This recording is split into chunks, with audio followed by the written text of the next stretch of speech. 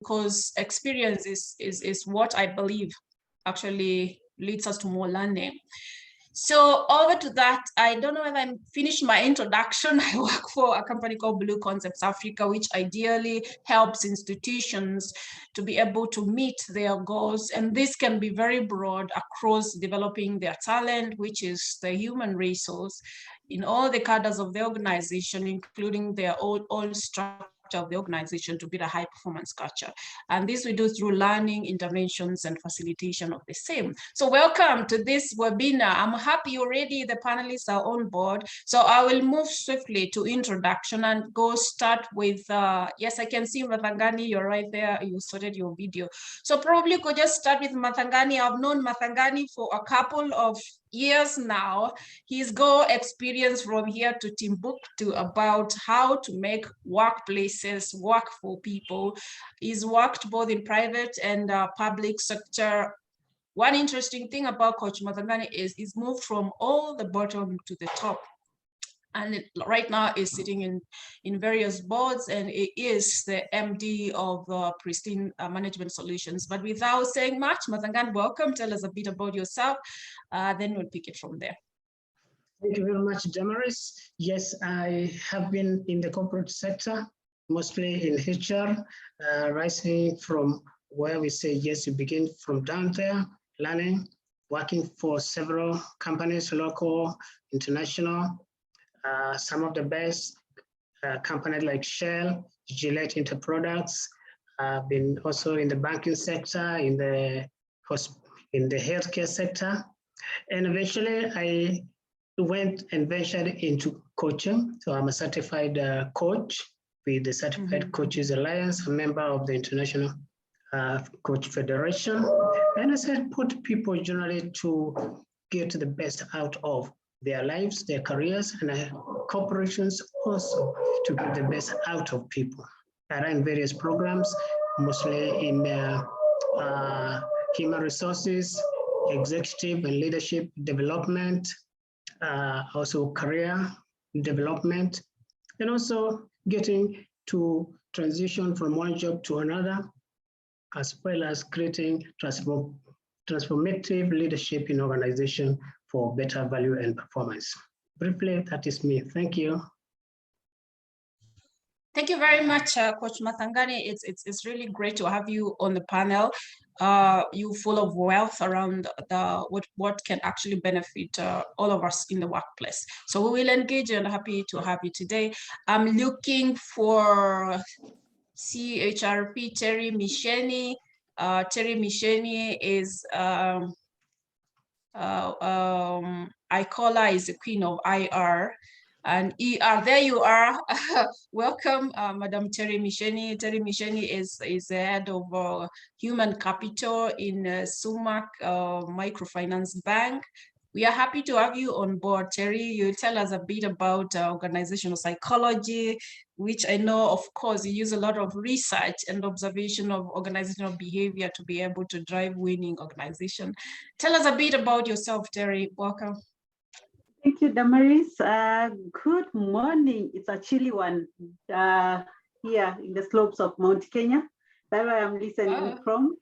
Yeah, I had to travel to enjoy this long holiday. It's a bit cold around here, but we are managing. Yeah? Terry is an HR professional, been in the field for the last couple of years, talk of 11 years counting, been exposed to in different industries from manufacturing, security, logistics, railway sector, and currently in banking sector. Yeah. I'm a wellness enthusiast, I would say that. And I think that how it comes with a bit of psychology, but basically organizational and industrial psychology, whereby we are here to understand the organization and understand where we have challenges or where we need improvement, because every day is a changing day. Every day there's a new thing that we need to change. You realize that bit. And yeah, I'm happy to be here. You can see I'm Very, very well kept in warmth. Yeah, I see. You're so sad. You're so sad. The way you're dressed.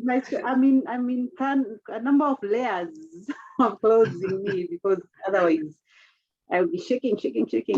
Yeah. That briefly about me. We at Sumac, we are a microfinance bank regulated by the CBK. We have a couple of products, and after this, I would encourage us to come and visit and see what we have on board. Absolutely. And what we can offer. Yeah. You do an amazing job, I believe there. So we'll be sending some people over to your blue tent, like people say. So thank you very much, Madam Cherry. Great to have you. You've got a wealth of experience that we believe we will all learn when it comes to workplace or culture and workplace toxicity as well, and how we can thrive within that and succeed. So I am ideally supposed to move to each one of you, and I want to say thanks for the introductions on the chat. I see Lillian, Maruye, you're there. Good morning. Cornelius, I think I said good morning, but good morning again. I got Caroline Muchekehu. Wow, now finally I get the name. I hope it's still morning where you are, so welcome. Karim Injiru, welcome, good morning. Nini Nahazwe.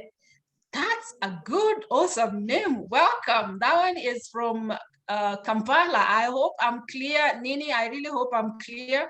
Let me know if you can't reach me, see what I can do, but welcome. I know it's very early there in Kampala, earlier than in Nairobi. We are happy to have you.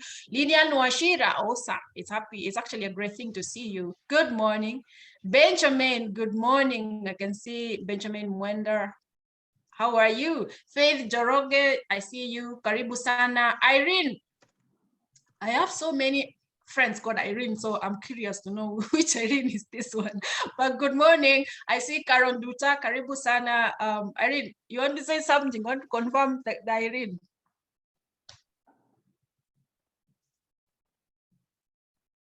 Oh, she's not on mute, but you can tell me on the chat. I see Caroline, good morning. And then I have Douglas Otunga. Welcome, Douglas. Kindly, I see you there. I'm happy to have you. Zipi Kiaria, I see you there. Welcome, Nyambura Rispa, Karibu Sana, JK, that's a sort of an initial, I don't know the names, but welcome. Elizabeth Kitao, yes, I saw you on the chat. Welcome, Nafula Lusimba, Karibu Sana. Wow, Senior, I see Senior Okwemba here. That's a great thing to have you here, Okwemba. I'll ask you a very difficult question that has been disturbing you, but welcome. And Ivy Wanja, Karibu Eunice Bet, you're most welcome. So I'll come back to the rest. Keep on telling us where you are joining us from through the chat. Today, we talk about a concept or construct that's really very critical when it comes to how we spend our work time and how we experience our life, because as we all know, I said we spend a lot of our time, more than actually 8 hours into our places of work, and that forms a very critical part of our lives. But it's something else. We also know that some of these places we work, I mean, we are a bit comfortable with them. If you are, I would also want to know that, because that's what excites us. It's what drives us as people. It's what makes us actually sort of achieve the goals we want in life, the nature of the environment we work in. Now, there is this concern, whether you call it a narrative, but it is backed a lot by research that the places we work in tend to influence a lot about our own lives. And when I say our own lives, means our entire holistic life, simply by the fact that we all spend a lot of time, we all spend a lot of energy, a lot of wisdom and knowledge around our work. And therefore, it is a critical element of our own life. So the question is, how do we make this thing a great thing for us, irrespective of having some workplaces that are not quite places we are so happy or enthusiastic to walk into every day? How do we thrive? Because growth is an element of everybody's desire. Everybody wants to be able to move from one step of growth to the next. So how do we thrive within this sort of challenges we face at workplace? So today we focus on the element of toxicity in the workplace, which manifests in many ways, as we will see, and we will also want to hear your experiences through. So allow me just quickly first to move to deconstructing or to understand what is workplace toxicity. And I want to invite one of our panelists today. And as I also invite one of the panelists to deconstruct this one, I would also want to ask you, like I said, we will be interacting a lot. We're quite a nice class, actually. So I'm going to encourage all of us, because this is the way we learn. We learn a lot by sharing our experiences and hearing out other people's experiences. And if you want to speak, please put your hand up. Feel free to put your hand up, because I will allow you, of course, to share, which is very important for this session. As well as if you just want to use the chat, kindly tell us your experience in terms of toxicity or how great your workplace is, and then we can borrow one or two things through that. So feel free to key it in the chat, in the Zoom chat. So over to, let me start with you, Mathangani. Muya, tell us, what exactly is workplace toxicity as you know it? Well, thank you, Damaris, and welcome everyone to this webinar. Basically, toxicity in the work environment is where there is a lot of negativity, is where people feel uneasy, is where there's a lot of emotional or psychological, what we can call discomfort, torture, and restless, where people don't feel comfortable. It's also a kind of atmosphere where people feel that there are certain factors that influence that work environment. Most of it would be like unscrupulous kind of behavior. There are no values. It's about poor culture that does not resonate with what would be ideally a good culture. There's also element of poor leadership. Leadership that is not responsive, it is not consistent in its decisions, it has no systematic way of handling issues, and it does not actually represent what would be, what can call attractive values that can attract other people, creating team synergy, creating value chains among people. So that kind of leadership that does not trust people, overmanages, can be that. There is also an element of having disengaged employees. Employees who just feel they're not connected to the work, to the environment, to the core duties, the mandate of the organization, the values. So these are kind of areas what you can say are comprised of bad place where toxicity environment thrives. Thank you, Mathangani. I think you've mentioned very, very sort of common things we can relate with in the workplaces. I would actually want to hear a lot from the people who've joined you. What do you experience that in your workplace you can actually classify it as toxicity? What is that experience that you have either in your current or you've through your work? I mean, the time you've been in workplaces, whether they're different, you can actually share as a toxic thing that you found within that setting. And feel free to share within the chat, because we want to also know a lot about people's experience here. So thank you very much. Terry, I don't know whether you have, because I know you want to add something about workplace toxicity and how it does manifest in the workplace. Yeah, thank you, Damaris. Madam Gani has cited very key, actually the three main areas of toxic environment in our work, in our environment, in our workplaces. And one of them being the toxic culture. You see, culture is all about how we present ourselves, the values that we uphold within the organization, the attitude, the behavior, and the character that present the organization. So when we are not doing it right, or rather do not have the best values, we have bad values, definitely we talk about that being a toxic culture in the workplaces.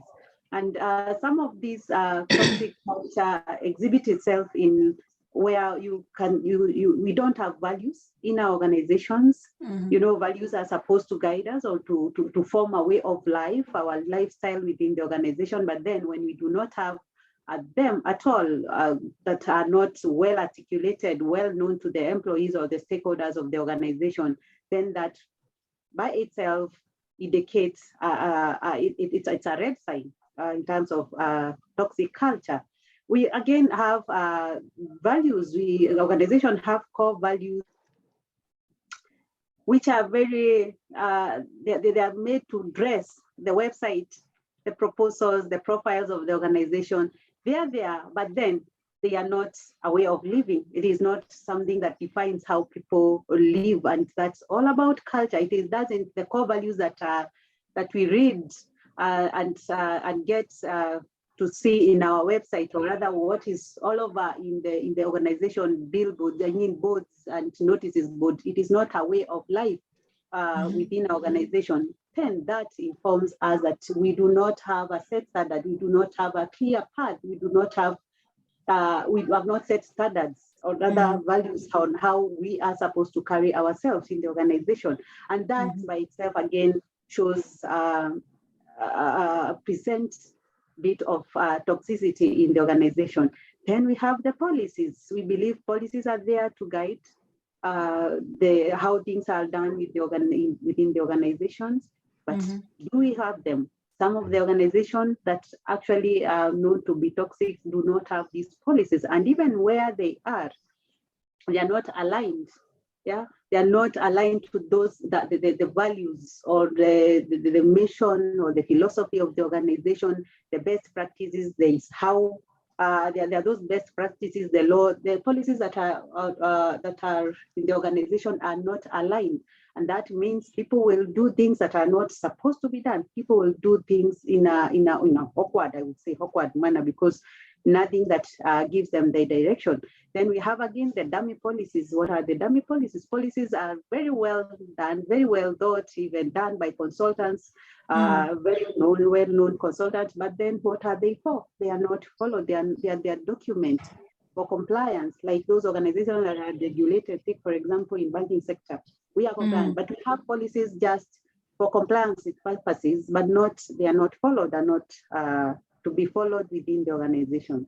Culture again presents a bit of poor communication within the organization, where you feel like there's only top-bottom communication, lack of respect within the organization, and basically, you see, people do not respect each other. Even how they communicate within the organization doesn't show professionalism within that organization. People who are change resistant every time we all agree that nowadays it's about change. Every day is a changing day. Every day there's something new that has to happen within the organization. But there's a culture that is change resistant. They are always stuck to where they have. That's how we have been doing things, and we are not ready to change. So very true. When you have that kind of culture and the tyranny in management, when you have that culture, it by itself spells a lot of toxicity, because people have no guide, people have no way of lifestyle within the organization. Maybe Coach, you can have something for us? Yes, thanks. It's very interesting what you are highlighting, because it's actually in these small things in my experience that I've found actually contributes a lot. Every sort of experience that everybody goes through in the workplace contributes to that bottom line, whether it's a great experience or it's a bad experience, that makes them either happy about it or not happy about it. You brought very critical elements that contribute to toxicity within a workplace, and I'm telling you, the chat is very lit. Thanks.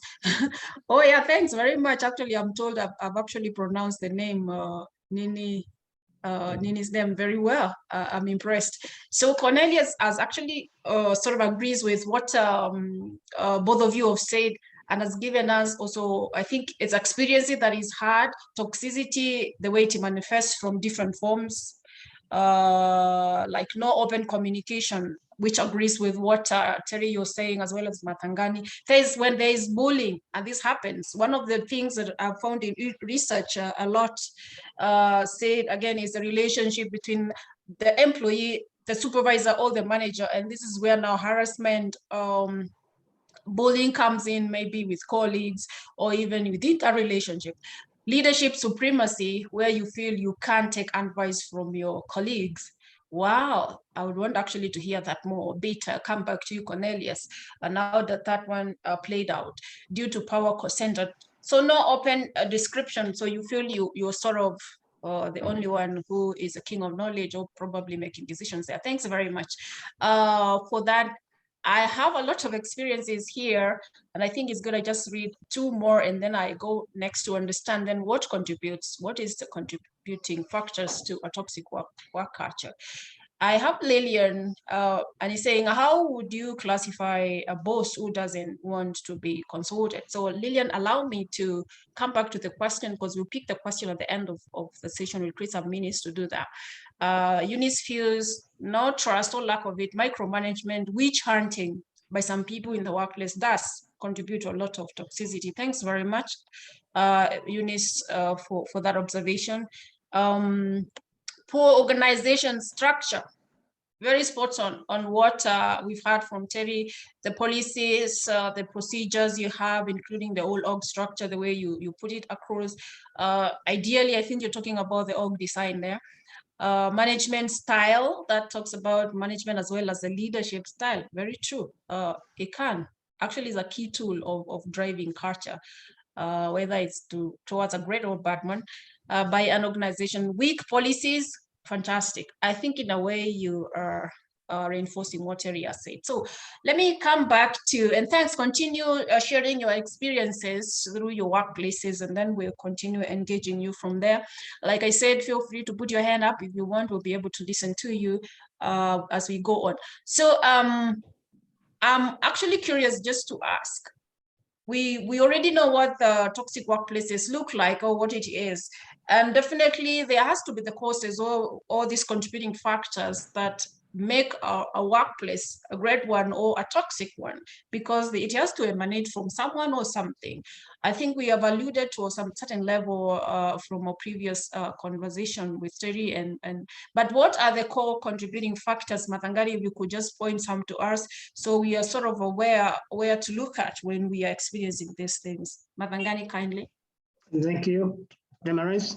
Yeah, apart from what has been said, those factors, they may actually contribute or lead to that, because where there is no clarity in how decisions are made or people relate, or other factors like what are the expectations in terms of performance. So some people may not have clarity on that, and therefore you may just find yourself in a situation where you're always being made to feel like you're not performing, but it's because there's no system even to measure what you're supposed to do. So you're not even able to respond.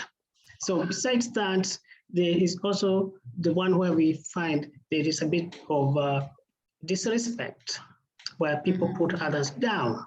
So at any one time, you feel the language that is being used is one that is intimidating. So these are the kind of things that you basically look at. Are you being overwhelmed by work? Are you being taken from one point to another in an endless circle where you're not able even to actually explain what have I done at the end of the day, because you're just being taken round and round. So these are the kind of signs you start looking at. Are people responsive? Are your colleagues? Yes, and Terry, I'm sure, is going to tell us also how we ourselves can be that, contribute to ourselves to a bit of toxicity. Yeah.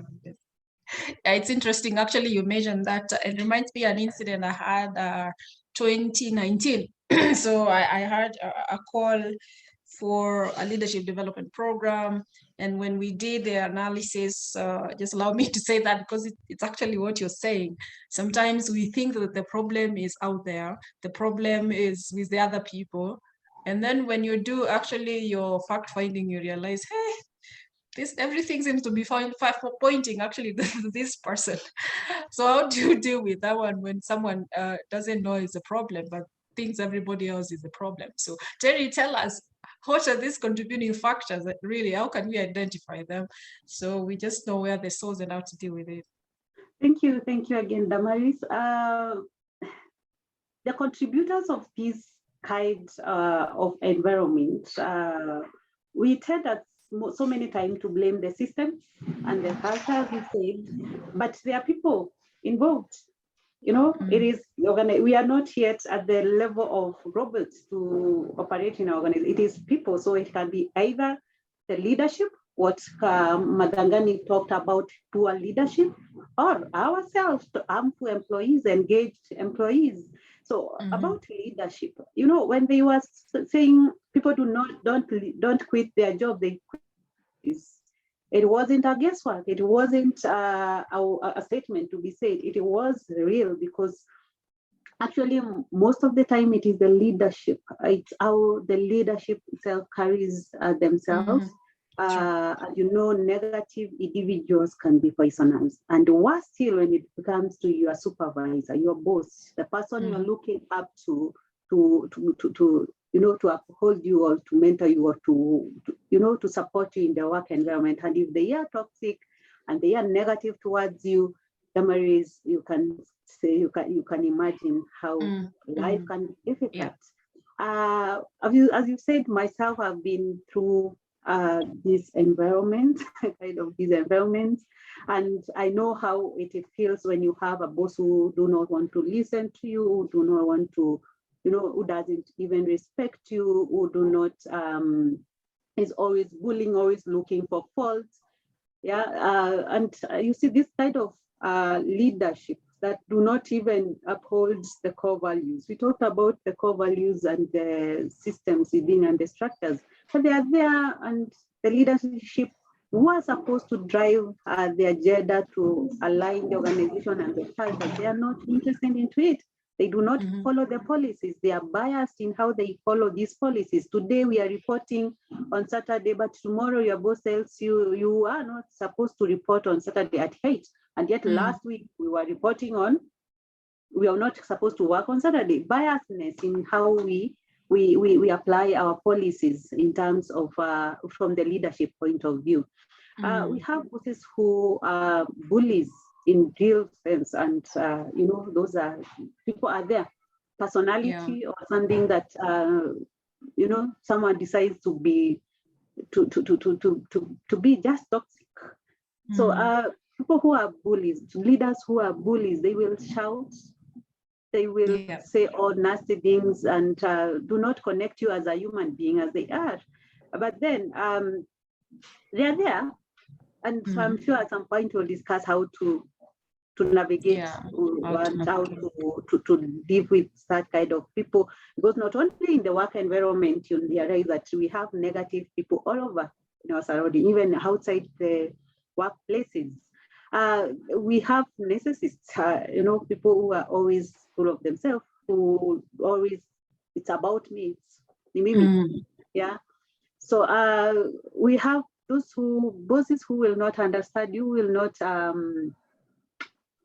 they are always looking for faults, and they will give you too much workload, as Madangani has said. They will give you workloads without targets, and this is all not for you to perform. It's to let you down. It is to crush you down. It's to pin you down, because again, they know what you can do, but they will keep on telling you. There are people who calls you. You know, I had a boss who, at some point, who used to call me at around 4:45.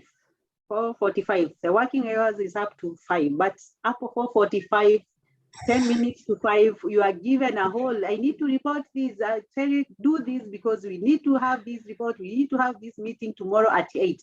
So what you have to do? In short, he said you stay here up to 10, up to 7, without understanding you have a family to attend to. They have nothing to do with that work-life balance for their employees. They do not connect with what you're going through, even outside work. They will give you minimum feedback, especially, and the feedback that will get to you is only the negative feedback. they will never recognize your effort. You will work, yes, you understand there's a meeting at 8 the following morning, and you will work up to 6:30, but that is your work. That's why you are paid. In fact, they say that's why I've given you this these roles to attend. But then you are human, yeah? And we want to be, everybody wants to be recognized as a human being. So there are those kind of bosses, and they don't recognize your effort. They disrespect you, and when you see someone disrespecting you, even they disrespect themselves. It's what we always talk about, leading self. They are not aware. If they can't respect others, they also can't respect themselves. And you can tell. Someone told me some time back, as you do the trainings, kindly do something. There's a way I want to see my manager presenting himself to me. So that tells you that as an employee, is also feeling that this manager is not presenting, is not respecting himself as a supervisor. But then again, if they don't value you, will they even think about mentorship? Will they even think about coaching? Leaders are there to coach and bring you up, to scale you up. But now to them, mentoring, coaching of the individuals, it is a thing for the next life to come.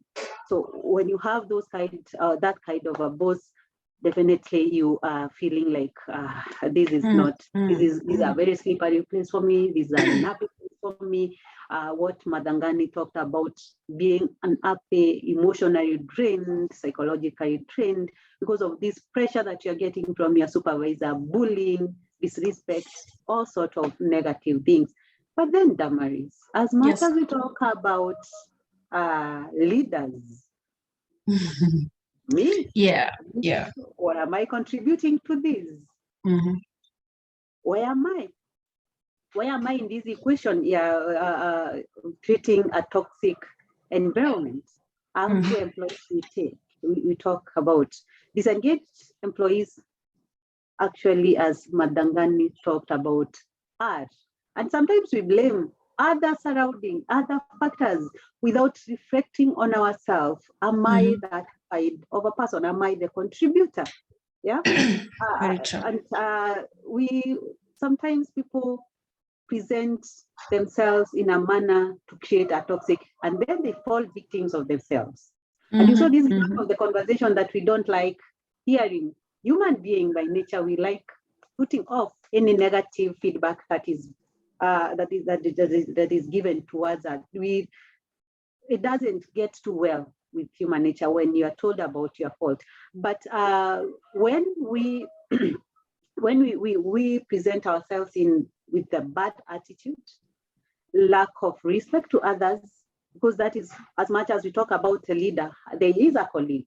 I am working with a colleague that I'm always disrespecting, that I'm always talking back. I am the master, I'm the cheerleader of the gossips within the organization, the backbiting. What environment am I trying to portray around here? It is actually, I'm creating this environment that I will step out crying and shouting how bad our working environment is, yet I am the person who contributed to it. You know, people who are full of ego, they have full of entitlement. You want to change something, but it's not originating from me as an employee, but not everything that has to come from you. Accept to understand different perspectives, different ways of life, and then respect others. Because again, without respect, you will not be respected. You want respect. True. That's to true. Respect. Produce positive vibes. You might, probably the chances are you get the positive one. But when you're always full of negative, full of talking bad, nothing is working well for you, even within the organization. Nobody is good. You are the perfect one. You are the only one who is supposed to be up there on the top of the game. You will receive exactly that. I tell people, produce positivity, receive positivity. Garbage in, garbage out. Garbage, yes, garbage out, garbage in. So when you produce negativity, you tend to receive negativity. So it is just why that even as we discuss this toxic environment, we need to reflect on ourselves. What are we offering in the organization? What are we the game changers? We can as well be the game changers in this. Your manager is doing this, but I think, coach, you are an expert to this. You'll tell us how to manage these managers. So these leaders that may feel toxic, but then how do we get about it? You might be the person who is changing this manager. Back to you, Damaris. Thank you very much, Terry. Thanks very. I'm actually even getting to listen to you more because you're really hitting hard wires on what happens practically. And I say this because I've experienced this as I work with teams, as I work with leaders, and it's quite antagonizing at some point for them. So finding the solution, especially when someone doesn't seem to look within, becomes a big problem, even for the organization. Thanks very much. I hear you. You've actually highlighted critically 3 major levels to look into, and that is how the culture is, how do we do things here? And that forms the entire experience within the organization. Touching the systems as well. Are they right? Are they reinforcing the right experiences we want? You've articulated pure management or leadership in a very unique way. I like it. And then you've ended it up with, can we look within ourselves as well? Could we be the contributing factor to this toxicity? So that forms a very holistic analysis for us to be able to actually see where these contributors of culture, toxicity, or uncomfortable situation in the workplace is coming from, and therefore we'll be able to get the right solution. I know Lilian Marui, you wanted to say something. I want to give you just about a minute or less to contribute. You had your hand up, Lilian.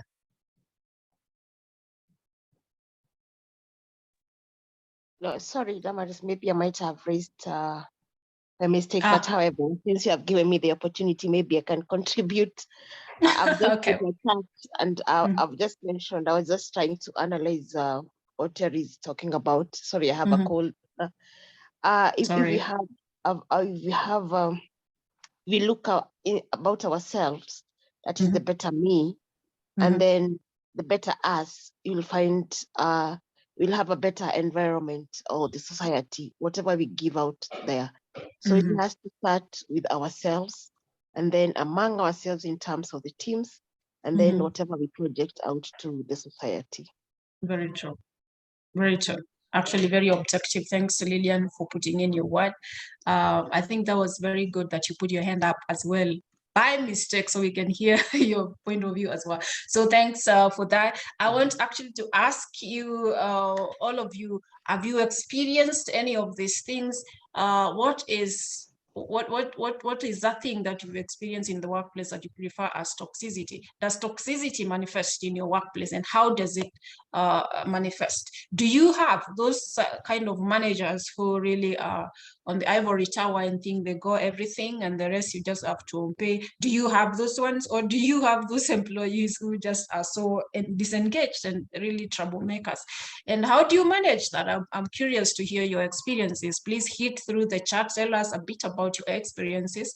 We are glad to learn through that. So thank you very much. I will move swiftly now that time is not so much of my side within the minutes that are allocated, because I want us to also know what does it take to be able to now move from identifying, oh, it's my boss who is very toxic, is the one curtailing me, you know, he's the one who is going to give all the votes for me to be promoted. So what do I do? So how do I manage this? Or is this employee and they're really not meeting the expectations I really expected? So I'm assuming you're a supervisor or you're a manager. So how do you deal with this? Now this presence of toxicity, how does it now affect us, or how does it now begin to affect us as employees, or as managers, or as supervisors? And I will want to call, let me come to you, Coach Mathangani. So what does this do to us as employees or as managers, depending on how we stand after hearing all this kind of toxicity in the workplace? What's the impact on us? Well, thank you, Damaris.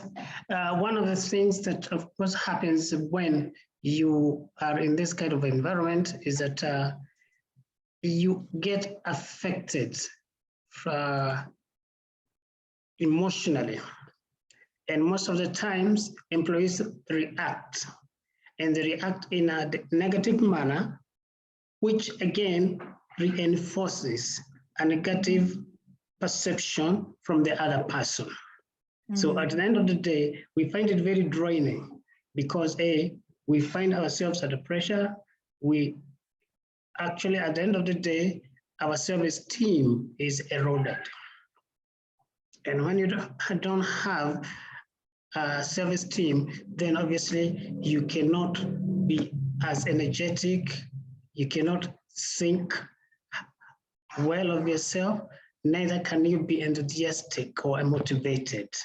So there's so many factors that come in, and eventually what happens is that the employee starts becoming like they themselves are not effective, are not performance, and they also start losing hope. And in the process, they themselves now become what we call helpless. So people just all the time having negative perceptions about everything. And your whole life or that particular time in your life becomes one of despondency. So you don't go the extra mile, you don't respond, you're not supportive, you're not helpful. And it can also affect your mental health because you can also start losing total self-respect. And that is how we say people have gone down the drain.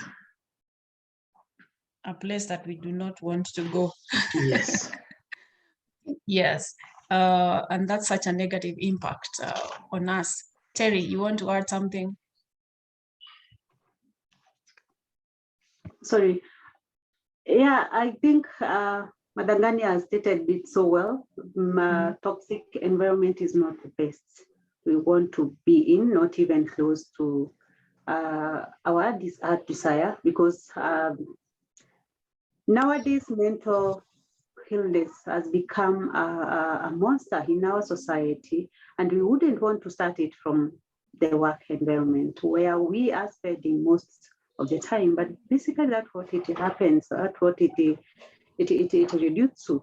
Burnout, negative energy, to always give you negative energy, what she's talking about, emotional and psychological drain, depression, you get yourself drained. And even the inner critique, you always lose yourself, you lose your drive, you lose your values, you lose, and at the end of the day, you will even lose your reputation out of what you're experiencing background in your environment. So it is not the best thing, but then how do we even know? How do you know that you are getting to that direction? Yeah. When you feel like tomorrow on Monday, I'm dreading, you dread to go to work.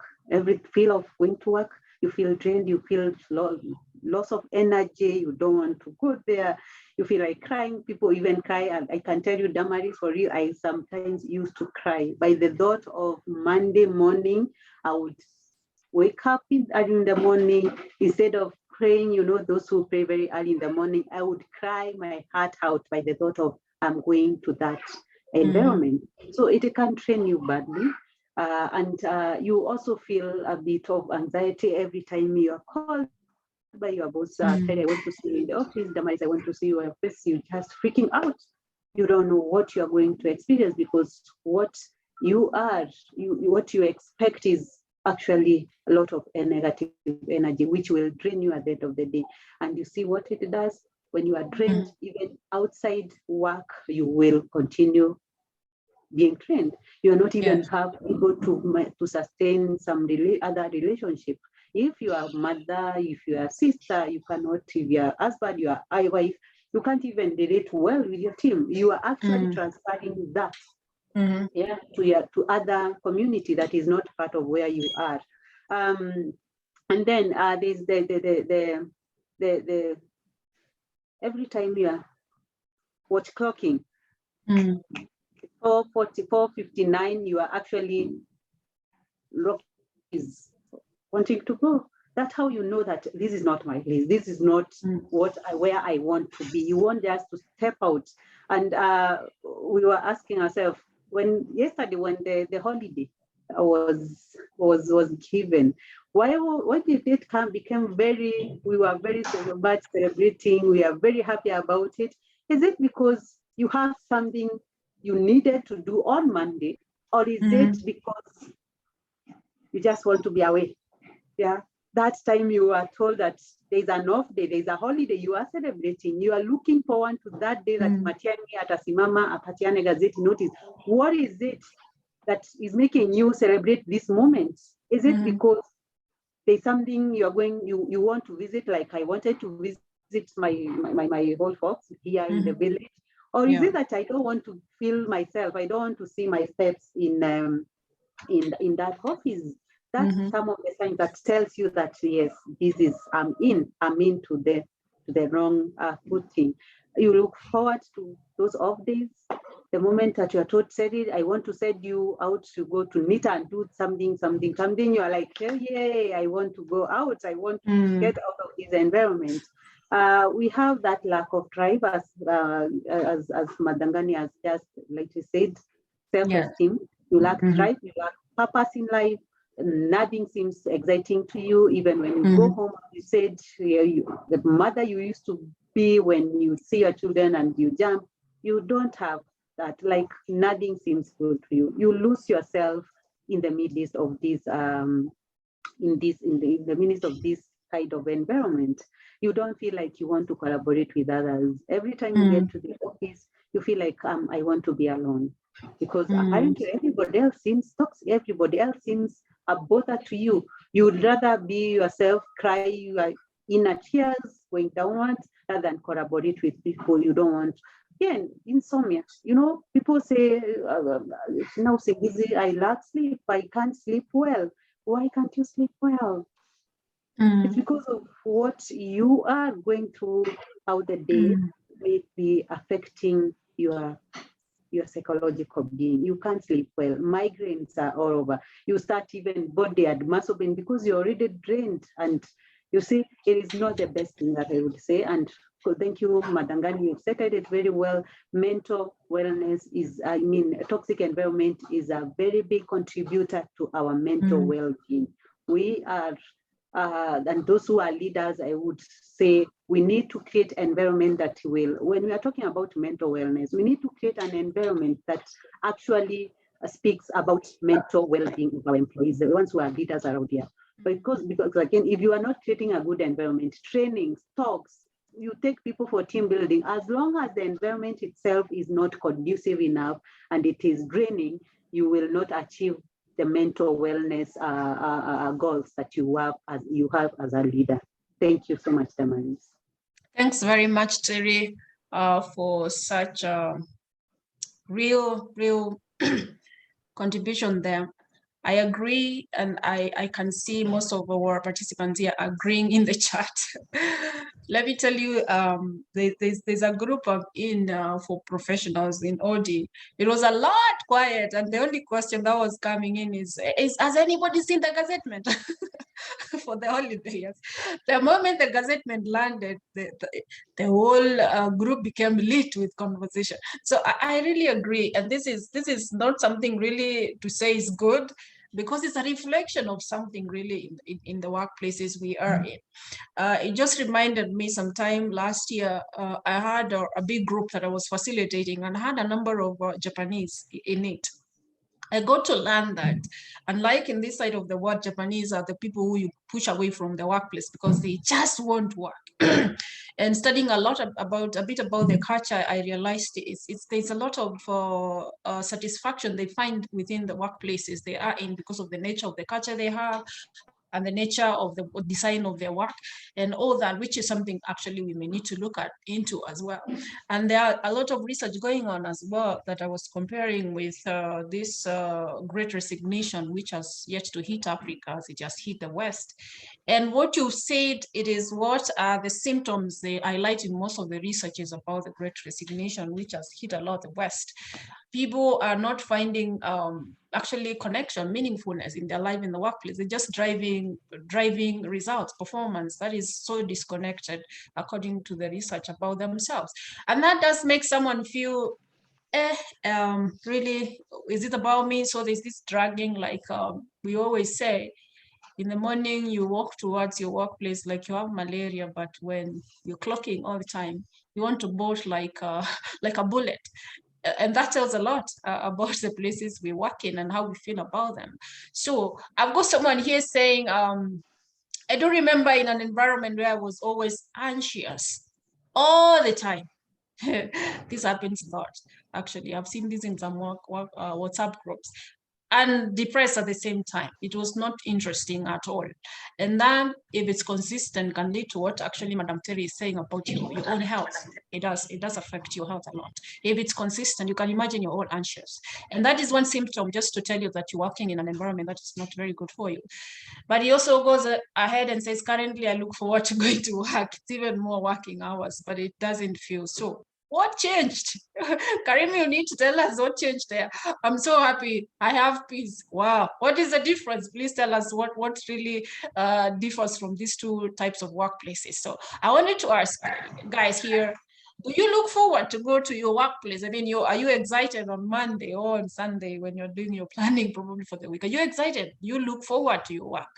And if you do, tell us what makes you really excited about your work. Or if you feel like, man, you suddenly got malaria in the morning or something, what's happening in your workplace? Because I'd be happy to see that. Yes. How do you deal with bosshood as we come to the questions? Thank you for that, Cornelius. I want to move to something that I feel is critical, because sometimes it's not easy, like someone said, to receive feedback or to be very receptive. I don't know whether it's Madangani or Terry who said about that, to be receptive about feedback, especially if it's not positive feedback.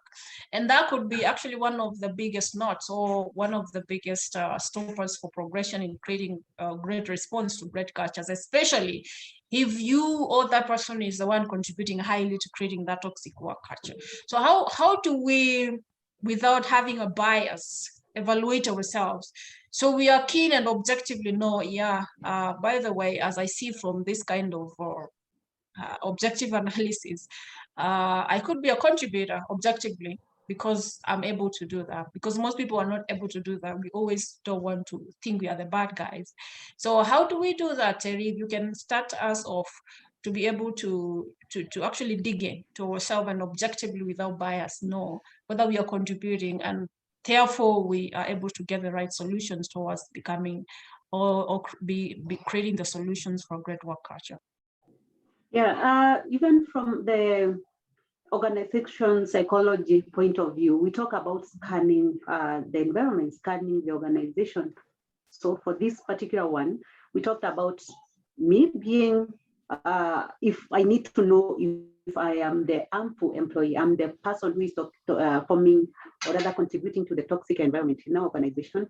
So we talk about, I would advise us to scan, analyze, and understand ourselves, self-awareness, understanding if my attitude are affecting the work, the environment that I'm in, my behaviors, the character towards the work and towards other colleagues, other employees, including your boss, because you realize as we talk, there are those who even bully their bosses, especially when we do not have, you have a boss who can be bullied. I have seen people bullying their bosses. They may not bully physically, they may not attack them physically, but how they present themselves, how they talk to their bosses, how they, because again, they know I know my right. That feeling like I know my right, I know what to need to know. How you present yourself, you can like that be toxic. So scan yourself, understand what you're doing, and if you realize that you have those characters of a toxic employee, an harmful employee, and disengaged employee, I say change. The only thing to do is to change. You change what you are not changing. Someone said, what you are not changing, you are choosing, right? If you are not changing the way you present yourself, how you be, you lead the team into gossips and cliques and those back talks. if you are not the person to start off from changing, if you realize that you've been engaging yourself in those kind of talks, in those kind of gossips, all you need to do is to withdraw from that and let people know that I am no longer doing this. I'm done. I'm done with all this, because again, you need to stop it. Train your mind to visualize positivity. I talk a lot about positivity and training our minds. By our brains are always it evolved in negative, in looking at things in a negative perspective.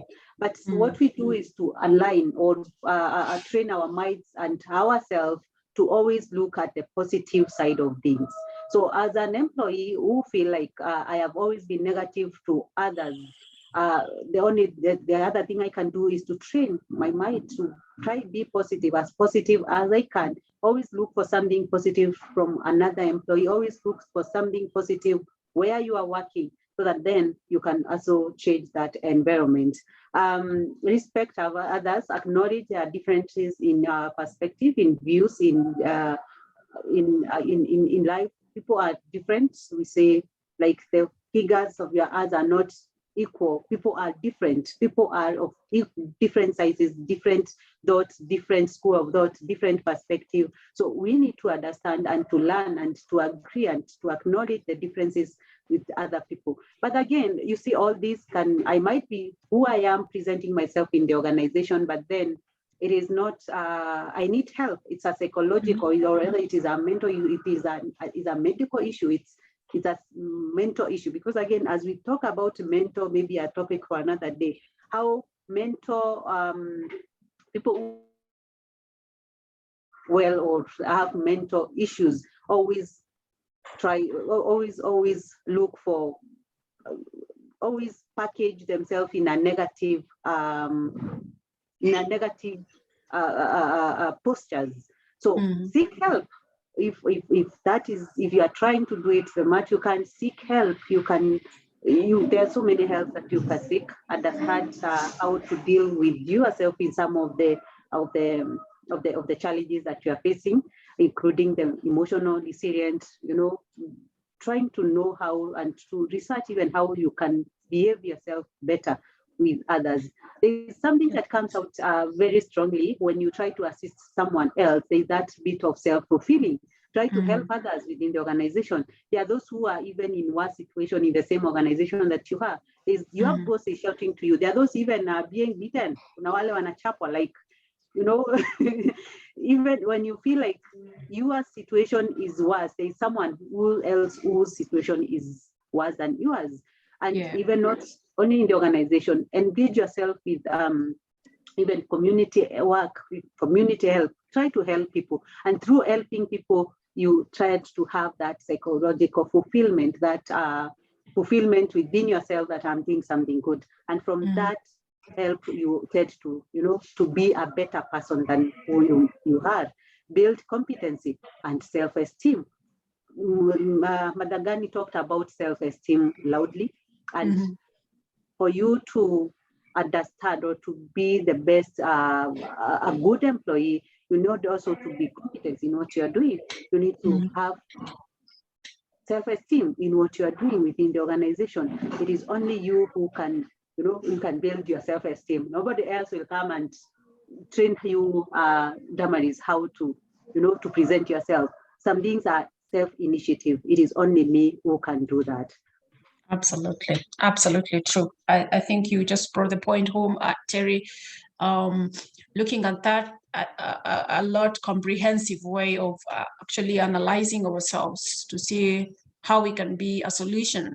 I think if I get it, Lillian called it, gave us a word for it through the chat. Was it Lillian?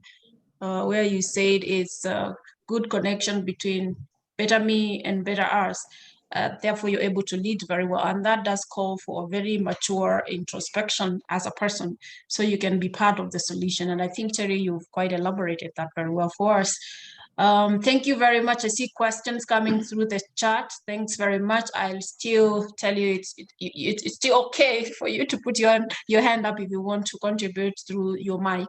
For those who are comfortable using the chat, please put your question there. I still want to know, Irene, and welcome. I see Henry, you've just joined. You quite missed a lot, but you will catch up through the chat as well. But tell us, do you look forward to going to your work every Monday? Or what happens when you wake up on Monday? Are you the person who's so excited and goes like, oh, yes, I'm happy? Or you're that person when you saw the holiday gazetteman yesterday, you're not so happy, or you are so happy? Do you look forward to work to go to your workplace so very much? So I want to move quickly because now we've gotten some deep understanding on how to look into the contributors of toxic workplaces, and we've seen how we can interrogate actually to know whether we're contributing or not contributing to it.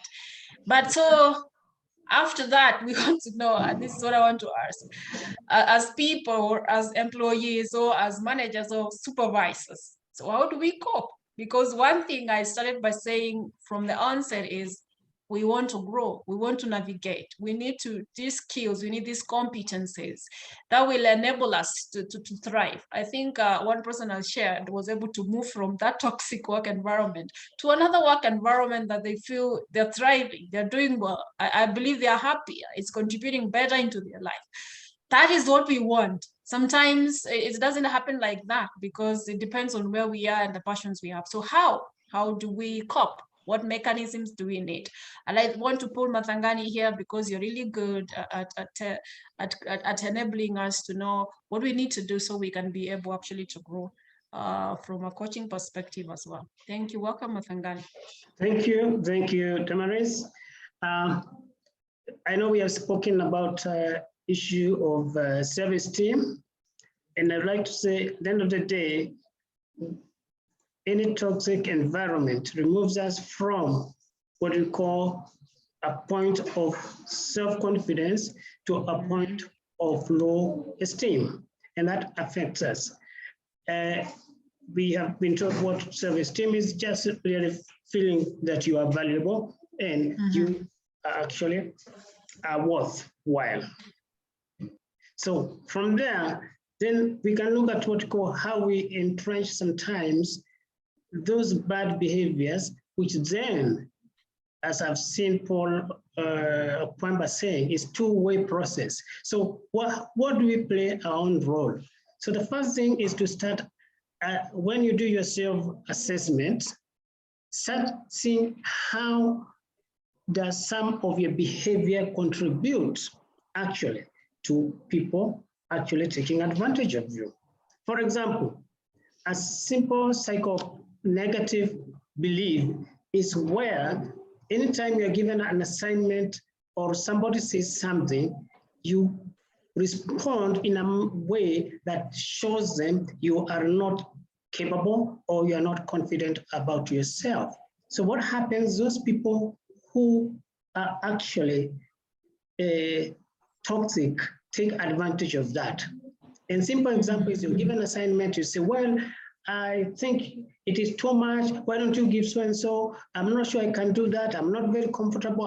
I don't know how to do Excel. I'm just giving examples for HR people. And what happens is that those people then think they cannot give you more work. And actually what happens with time is that content start creeping in. I don't know how many people have experienced content actually from fellow colleagues and from their supervisors. And how does it come about? You're always being pinpointed something negative about yourself. And what you start looking for is what we call for false evidence to reinforce that negative statement. Your work these days have got a lot of errors.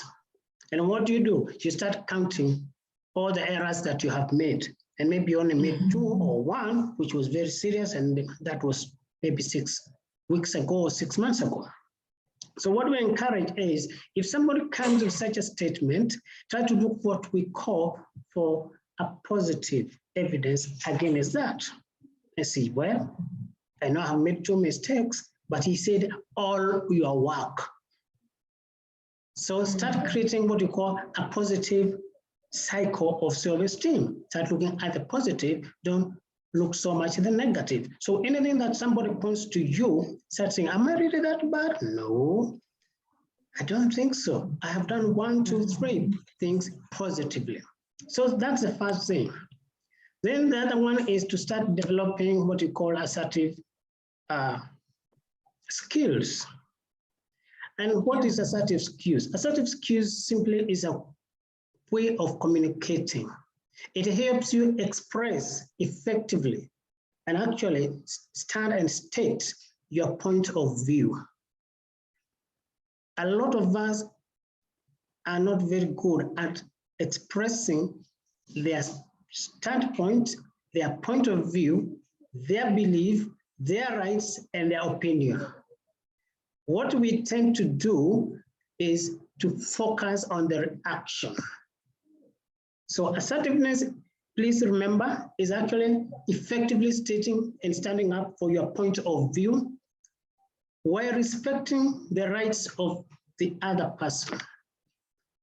So what does it do? It can help you boost your self-esteem and others' respect.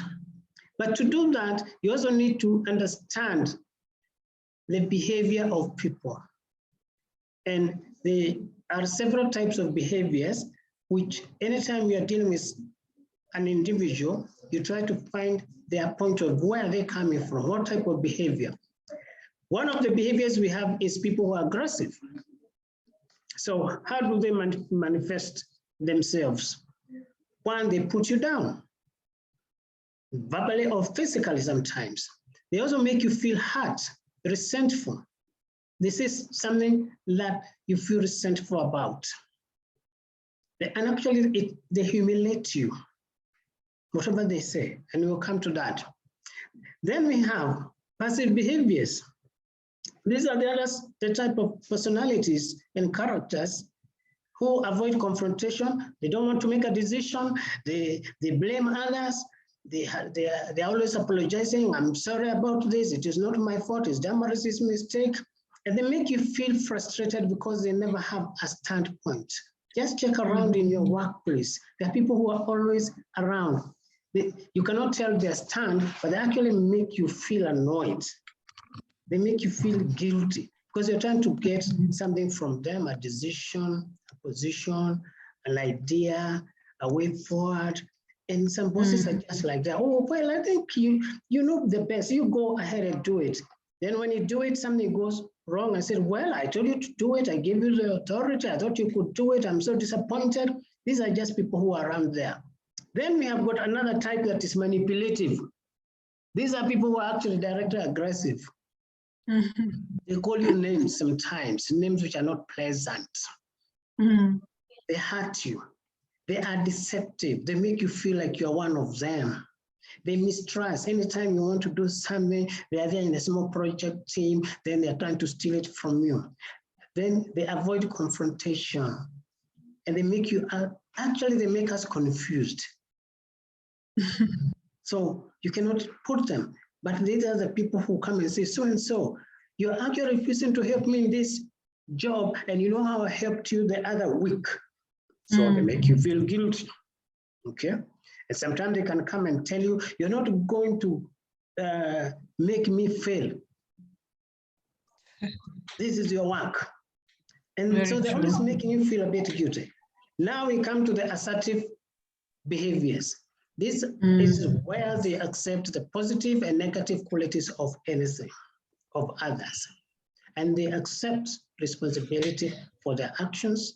They are sensitive to the others, and they ask for own needs to be met. They are confident. And what happens is that you start gaining. This is the person who states exactly. They come to you and they tell you, I have noted you have been coming to our open room and shouting to my team. You make us feel humiliated. I would like you to stop shouting in front of our customers. You have made your standpoint. So let us reflect, how many of these behaviors do we see in our rights? So that's the first beginning. understand the types of behaviors and we'll come to see how you can deal with each one of them. So the other very important thing is to know about what you call your rights or your social rights. In most places that are toxic and also in life, people feel like they don't have a right to be heard, to be listened to an opinion. So always bear in that you have a right to always something. There are certain what we call inalienable, which cannot be removed from you, which is like a right to be yourself. Yeah. You have a right to be treated as an equal. You have a right to an opinion. Okay, you have a right to express your feelings. Nobody can suppress that.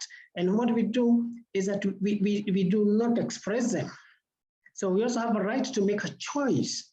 I said, I prefer this. I would have preferred to work tomorrow morning and I take my afternoon break. It's an opinion, it's a choice you're making. And you also have a right to be wrong. You can't be right all the time. So if you go wrong, it doesn't mean that people come all over you and it's like you have actually committed a crime. So all these things are important things that we have to bear in mind. What constitutes your rights? And with the minute you start looking alike, and then you remember that you have a right to what? To say, I do not understand. Most of us are boxed into corners because we are not able to say, sorry, sir, sorry, madam, I don't understand what you have just explained, or what you expect us to do, or what is happening. Just ask a question. The person may be irritated. They might tell you, don't you understand? Yes, say, I do not understand. The next thing they might say, oh, you never understand anything. Then we say, no, I've been doing my work, so I understand. So there's a conversation which can go like that. So you think through, in what type of situation do you find yourself? So maybe I can stop there before I come how to again steps for effectively asserting yourself. Okay, thanks. I think, Mathangani, you've given us quite a number of coping mechanisms, which are rather very practical. You've mentioned something that I found very important, especially in the workplace and to dealing with a lot of issues in the workplace. I think the most interesting thing I found is the relationship between, it's sort of the ground relationship we have between us, the employees, and the supervisor or the managers. That kind of a relationship is very critical in driving organization. It's interesting, the research that is emerging currently on how powerful that relation is and its contribution towards success of any organization and its employees as well. And looking and listening to what you're saying, in a lot of ways, that speaks to our own personal development and how we are able and equipped to be able to find solution and step forward for solutions that work for us, even as we work in the workplace. I want to call upon someone who is sharing in the chat, and something that I very much like and alludes to what I'm saying here and what Mathangani is alluding to. This relationship, which is very mutual. And the reason I see is because it contributes a lot to success of any great culture within an organization. It doesn't matter the nature of policy structures we put up there for the organization. It is always translated at where the rubber meets the road, and that's the point. The people who deal with the staff, because that exactly is what defines the nature of organization and experience that they have. So Senior Kwemba, I see you've given us a lot of nuggets here. Maybe you could shed some light on how this mutual relationship does contribute in creating a work environment that is a bit favorable for all of us.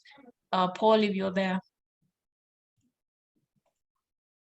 Hello, Jambo. Yeah, good to see you. Yeah, I think just to emphasize the point is that toxicity will always be there. We cannot say that we'll be able to eradicate toxicity. So we must manage toxicity by ensuring that both parties have means for which to play their part. Yeah. Very and true. I'm looking at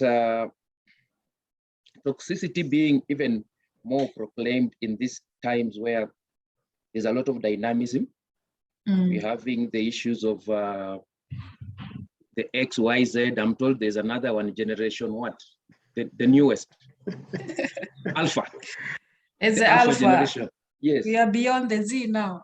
Yes. So toxicity shall always be there. And it's our role to come up with systems and mechanisms for identifying and dealing with toxicity before it becomes costly to the organization. And I'm looking at providing enabling environment where there are free channels of communication, grievance handling, aspects such as 360-degree feedback, clarity of mission, vision, and objectives to reduce the number of conflicts arising maybe from authoritative decisions or authoritative decision making, promotion of shared interests between managers and employees, and other generic aspects like team building. I mean, they will all help us to identify and deal with toxicity, both consciously and unconsciously. The other thing is toxicity is not necessarily negative. When looking at organization development, you see something, the theory of what they call the thesis, the antithesis, and the synthesis. So if well managed, maybe toxicity could be an opportunity where you pick up critical issues that need action. And therefore, one thesis leads to an antithesis, and then eventually it brings us a synthesis being the solution to that toxicity. Progressive. Yes, I will also want to say that then leaders need to be bold in dealing with toxicity, very bold to an extent that they should tackle the issues that emerge. They should try and provide solutions. And where need be, because toxicity can be destructive, willing and ready to take appropriate corrective measures, including punitive measures, to ensure that you root out those people who are wrecking the boat. Asante.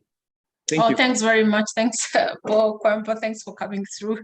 You've ended it very well on what Judith Irukan is saying. How do you deal with a toxic employee who is toxic to the rest of the team?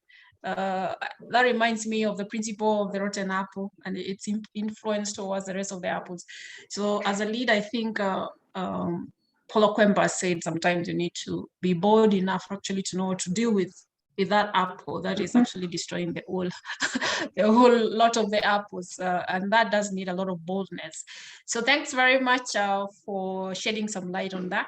It's true, it's a mutual relationship, it's very critical. It's one of the greatest relationships that actually defines a lot about employee experience, which is a critical part of how we say a workplace is great or it's toxic at the end of the day. And it does drive our satisfaction as employees. So thank you very much.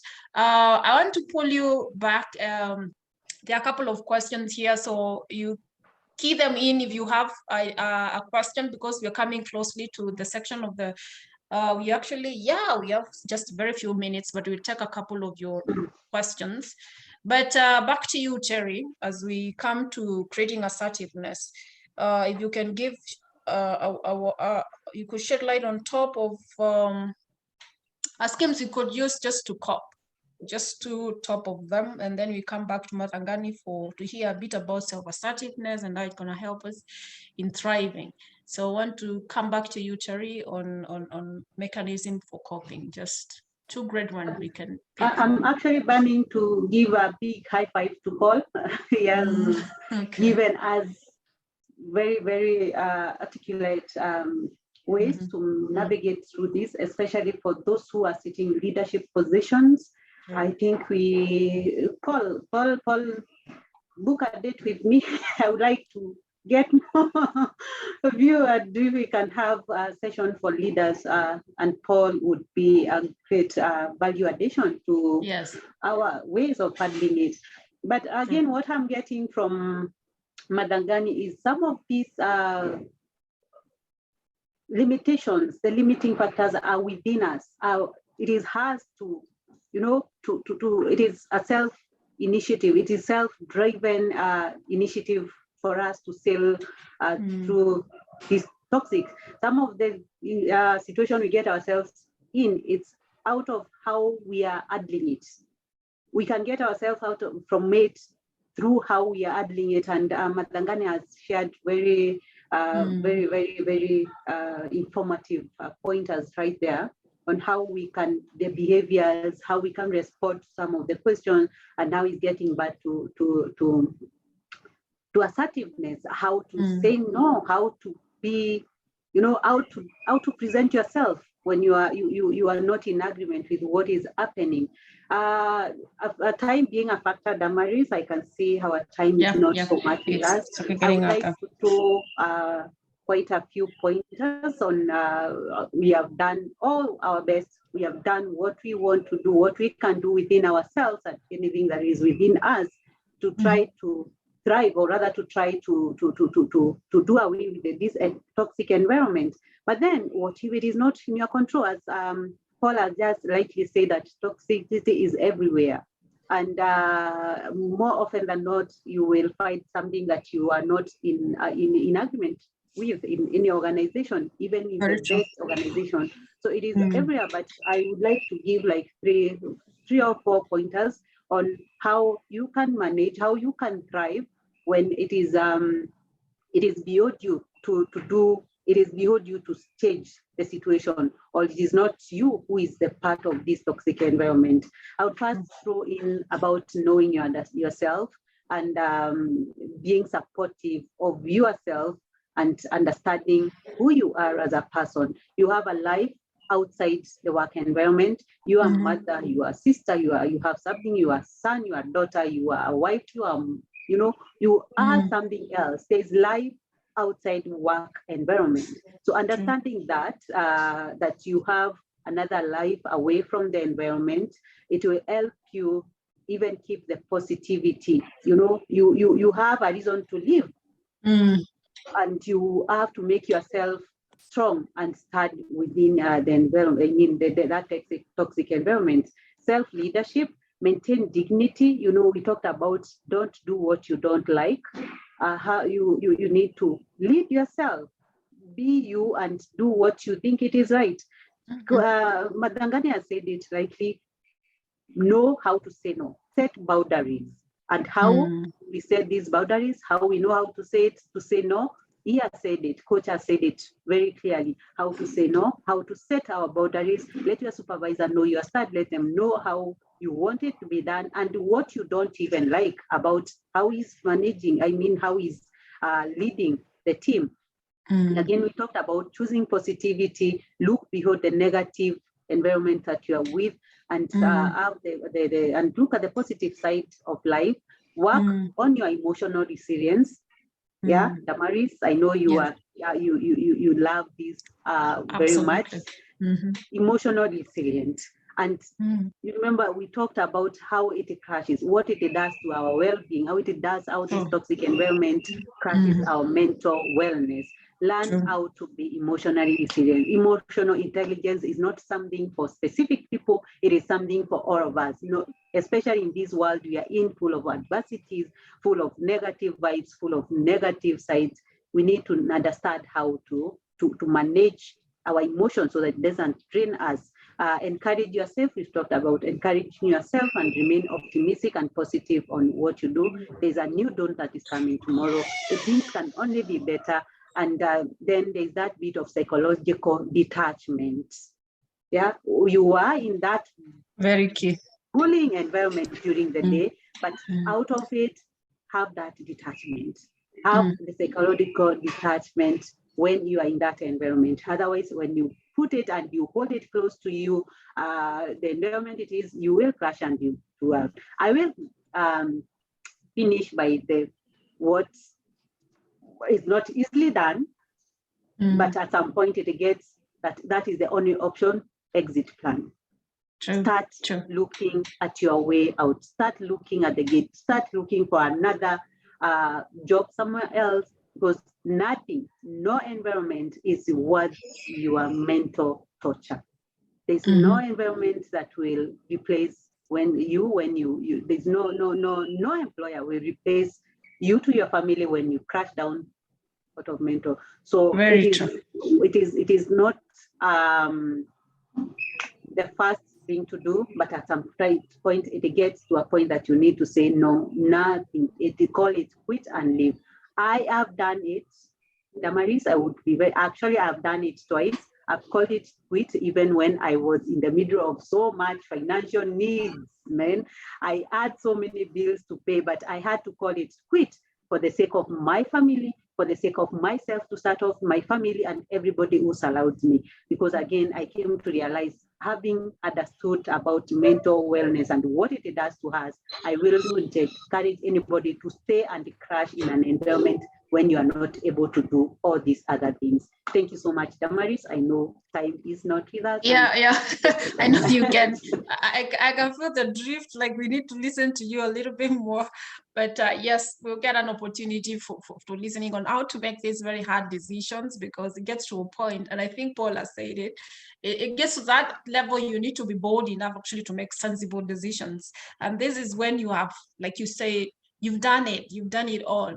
And I think that's what we've been discussing for the last 1 hour, how to thrive, how to be able to change things to work within this workplace. What if it doesn't work? You get to that point, and really, we hope you don't get to that point, because after putting all the interventions, ideally you're supposed to get some good results. But what if you get to this point where, man, you feel like you've drained all the energy, you've drained all the solutions you have? I think you get to the point where now you've got to pull the tool of decision making, which is very critical. And how do you pull that one for yourself as well, so you don't get crushed within the whole mix? Because it's not worth it. Like we say in culture, there is no money, no pack that actually can pay you to stay in a toxic work environment. You will always lose if it's not changing at the end of the day. So it's up to you to actually think about you as a person and make a real decision about your own progress and own goodness. And thanks for reinforcing that, Terry Michelle. And there are many ways actually one can be able to do that. So Mathangani, I want to actually go to the question, because I think what you're about to talk about in a minute also about self-assertiveness is in the mix of this. Like what Judith is asking here, how do you deal with an employee who is a bit toxic? Adding to the solution, you go to Paul Okwemba, and Paul Okwemba, I think I'll come to you in a minute or so. Who is intimidating, is bullying. I think someone really spoke about this kind of an employee. They bully even, they bully even the supervisor or the manager. And having taken them through counseling sessions, but no change. Hey, we are at the point where Terry has actually ended it. You put all solutions or resources you as a manager, as supervisor, you have at your disposal. You've taken them for counseling, man, it's not working. What do I do as a manager about this employee? And Mathangani, as you speak about that, you could shed light a bit on that. Ideal good environment leads to high productivity, no doubt. Thanks very much, Lillian, about that. I want to pick another question, but Mathangani probably could just pick it as I now pull the questions together for us to focus on them. Mathangani. All right, okay. Thank you. Good question. I was going to come to just very briefly, because time is really moving, just on tactics of handling this kind of behaviors. But I would say if an employee is really bullying, then you must identify exactly is the manner in which he's doing is acceptable behavior, and where can it fall within the organization's values or policies. So really, we cannot tolerate an employee who is bullying even the supervisor. It means that organization itself has a problem. It is unable to handle that, because what is bullying? Either you defy instructions, there is a policy statement on defiling or disobeying instructions. It's either talking badly to people, using unacceptable language, harassment. So I think that is an organization that is a bit dysfunctional. And that is where Terry comes back and say, really, if you are working under that, it happens a lot in some what we call owner companies, where relatives actually ride roughshod over the employees. So I would just say the company should actually invoke its own policies and rules. It cannot be at the mercy of that. So it means there's a bigger problem with the leadership. True. Yeah, I agree with you, Madangani. There must be a problem behind it. But then, as we said, there are those harmful ones. Everything is in place, but there is this one, as Doma said, rotten egg within the tray. You have done all what you can do. You have mentored, you've coached, you've done everything. Paul Okumba has said something very great. Be bold to make decisions. At some point from the HR, you not being inhuman in nature, but you can't pull. There's this saying that I think I'll translate from my mother language. You can't pull a donkey to the river and force it to drink water, right? So there's that point. You've done everything that is within you possible as a leader to mentor, to coach, or to align this employee into the system, or rather doing behave himself in the correct manner. But then he's becoming a bother to other employees, because the moment he's a bully, he will actually destabilize the other colleagues, and even performance will go down. Be bold, I would say, at some point. If you are within yourself, know that you've done all what you can, your culture is right, everything within the organization, you are doing well. It is just this one employee. Be bold enough to call it again. Yeah, separation. That's true. Yeah, yeah.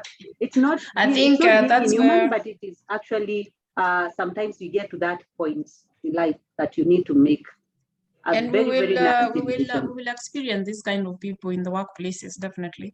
I think in HR we say now we pull the process of disciplinary and all that with the intention of really having to save the great team we have. Yeah, we'll get to that point where you need to make the decisions. But I also agree with what Mathangani is. It's also good as a leader to introspect first before you drop your decision. So I think it's a matter of where you are within the level. So I have another one, and I come back to you, Okwemba. How do you deal with a leader who, when there is a mistake, brings the entire group together and blames everyone? Wow. As if it's everyone's mistake. Yeah, I can picture that one. That can be very interesting. Mathangani, you want to take that? Well, I think it goes back to the same. There is a leadership problem, because who is going to deal with that leader is the employees. And maybe in the next, my final tactics, I think I can respond to that, to be covered there. Yes. Okay. We have, how do you deal with boss who does things according to their own knowledge? Yeah, I think Terry, you spoke about this kind of a boss and tries to influence you into doing the same. Will you do what is morally practical, or go by your boss design? And in case you take the second option, there may be legal implications. I feel you, Cornelius. How do you deal with this one? Yeah, I've seen this some places happening. Terry. Okay, I almost got lost at some point. How do you deal with a boss who does things according to their own knowledge and tries to influence you into doing the same? I'm picturing like what this thing to be done is not so right, or it's not so legal by means, and then they try to influence you to implement or execute it. Will you do what is morally practical, or go by your boss? I'm assuming maybe they didn't listen to their option. Yeah, and I think Madangani stated it, how to know how to address this kind of bosses. And when he was talking about being assertive, knowing when to say no to this being and how to say it actually matters a lot. He mentioned about being bold. I mean, being knowing how to address your boss. I wouldn't, by any cost, that I think this is me, try to do something that is not right to please my boss. If you know what you are doing is right, and that's what we are saying, you've done everything that you can do, and then realize, not this one that will listen to me. But then set boundaries. We've talked about setting the boundaries on what you can do, what you can't do, and that also includes what you can do, that what he's talking about morally right. You have to do what is, you can't lose your dignity because of the boss is forcing you to do. There's that bit of me who is who is Terry, who is me, and there's that person who is being managed by that boss. You can't change who you are. So I would actually advise that state it clearly. I don't know if it is Madangani we're talking to, through a memo, to draft everything that you think you are supposed to do, right? If they want to make the decision, let them make. I'll give you a story where sometime as from in my HR field, I had a boss who was waking up and deciding that let's terminate this employee just because they have some, but at some point we got to a point then I was like, I know I am an expert in HR. You are the CEO. Yes, I respect that. You are my boss. You are my director. You can think, but according to my understanding and the best thing we can do is this and this and this. Put it well and clearly written. Again, it is just wise to put things in writing so that you can pull it when the table stand at some point. Very true. Put it clearly that this is how I want to do, and detach yourself from doing what is not right, so to please him. Let him know your start in written, and then if he want to execute whatever you want to execute, let him do it by himself. Because again, especially for us who are in HR, I say, if I do something wrong, it is not the CEO who will go start chasing the lawyers to argue the cases out. It is me as HR. I am an expert. The board will sit and ask me, Terry, you are here to advise. Then what did you do? But then I can't do something wrong because my manager, or rather my boss, is insisting that I do it. If we want to do it, we set the boundaries. If you want to do that, sometimes it's not right, just do it by yourself. I am not digging myself into this big mess. Wow, that's true.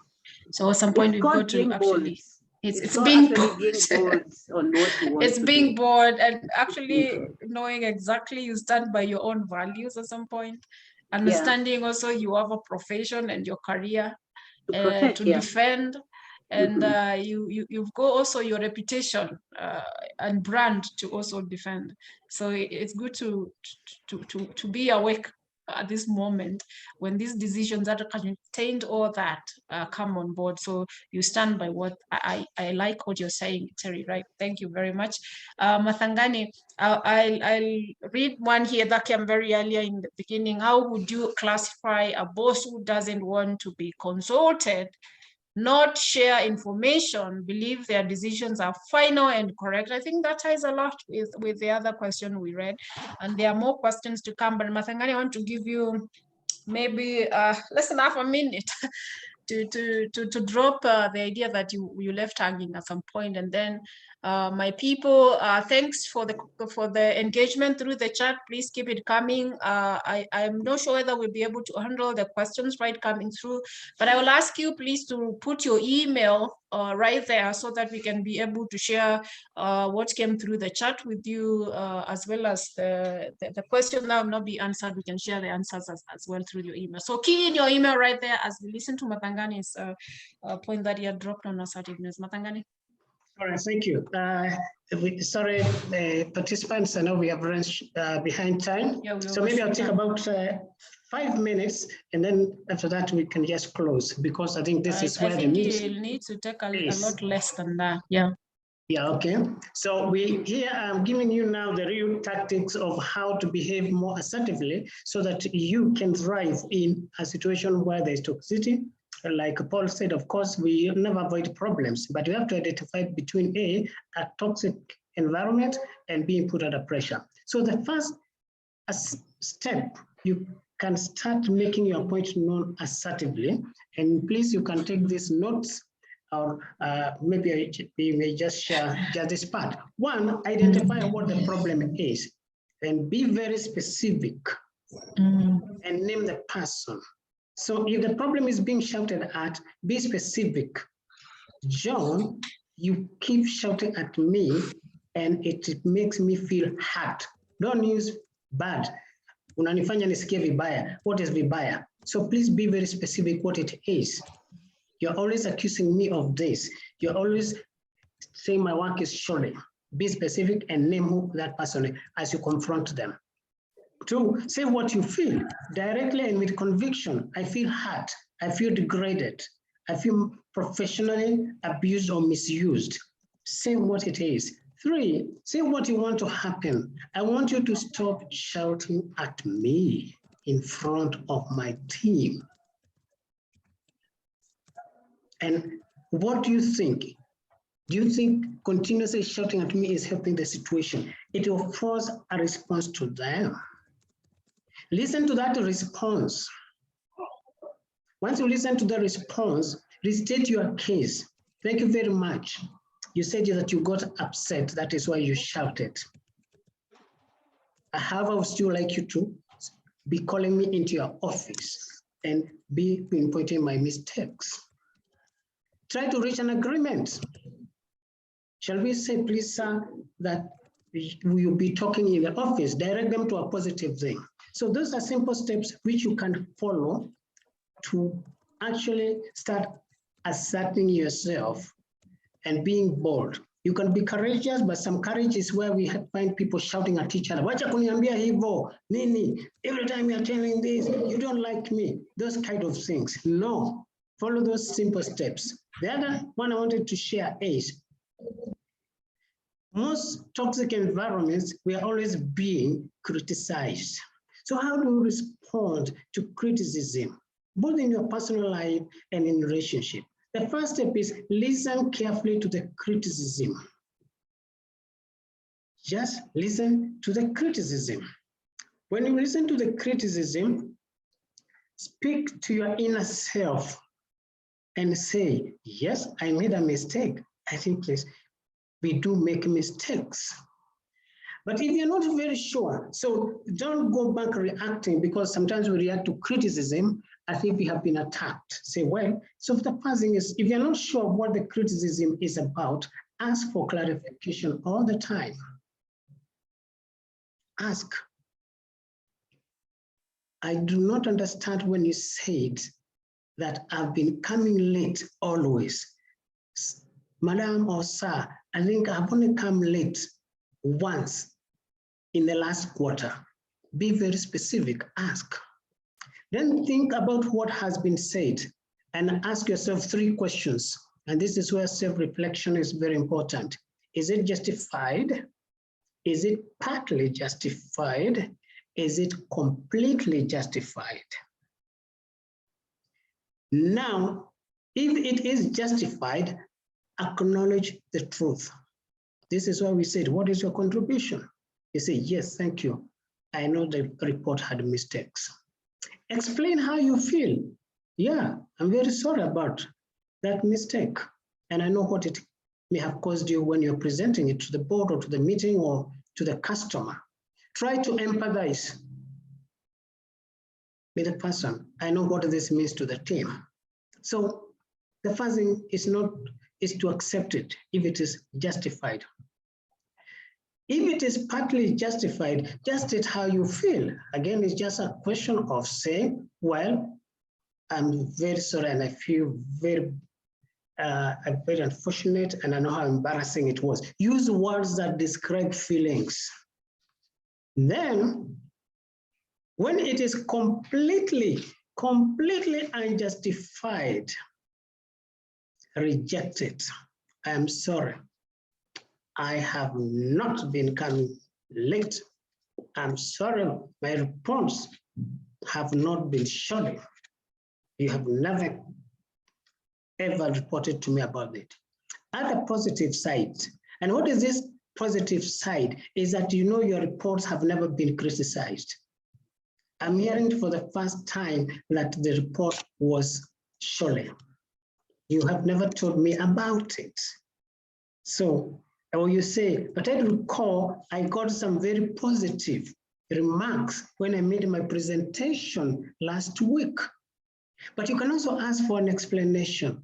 Please, could you tell me exactly what you mean? Could you explain what was shoddy about that report? So ask for an explanation. And if possible, maybe you can use the criticism to your advantage. Receive it with an open mind. And ask, well, thank you very much for that mention. What does Paul Okwemba think about it? Of course, the person may be upset. They'll say, oh, do you think we have to ask Okwemba about this? You say, well, you give me an opinion and you said this, but also maybe so-and-so could also share their opinion. What you are doing is that you are redirecting this person. Please, I know this is you, but I know so-and-so has a different view, and let us come. So most of the time, learn from the views of others. Do they give your insights? How do they affect you? Then you decide to change. Because if you react all the time to criticism, to anything that is put to you in a negative manner, in a confrontational manner, what you do is that you continue encourage it. So, but once you have dealt with the issue, learn from it and move forward. What we heard about those office gossipers, don't always be the one to say, na ukimuona, na vile alinifanyia, because that's the negativity.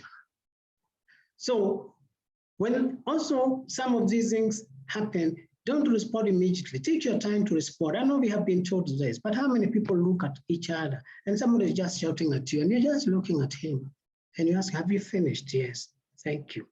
I'll reply later. That person feels actually he's the one, the ataumia, okay? But also listen very carefully, maintain eye contact, look at them as they make those tantrums. Chances are, and you can test this on Monday, a boss who comes and shouts at you, just look at him, don't say anything. He could even stay there for 8 minutes. Eventually he tires. Because you come to my office, you still go to the office, he continues. So look at them, listen calmly, don't respond immediately until when they have calmed down or when you get an opportunity. But you cannot say, sir, I understand. Sorry, sir, I don't think that was correct. What do you mean? They will shout. They will still continue. Then make sure you understand what is being said. Because sometimes we react without understanding. We hear, you are late. When? Then we get into an argument. Okay? So just say, oh, what did you say? I was late, yeah. What happened? He said, sorry, sir. Yes, I was late, but I'd already called and made arrangement. You have disarmed him from what he wanted to say. Oh, hata tumechelewa sababu yako. No. The order went. So ask for clarifications and extra evidence. What do you mean exactly when you say the report had a lot of errors? How many errors did you identify so that I can correct? Yeah, he was to be throwing the papers around. I said, yes, sir, but exactly where? Which one do you want me to change? How do you want me to change? What you're driving to needs to be specific because they paint this picture. Listen to the responses, keep your voice assertive and say, sorry, sir, yes, that may sound like a mistake, but actually the figure is correct for the following reasons. Then state your stand. How do you feel? Yes, and the feeling has to be in terms of adjectives.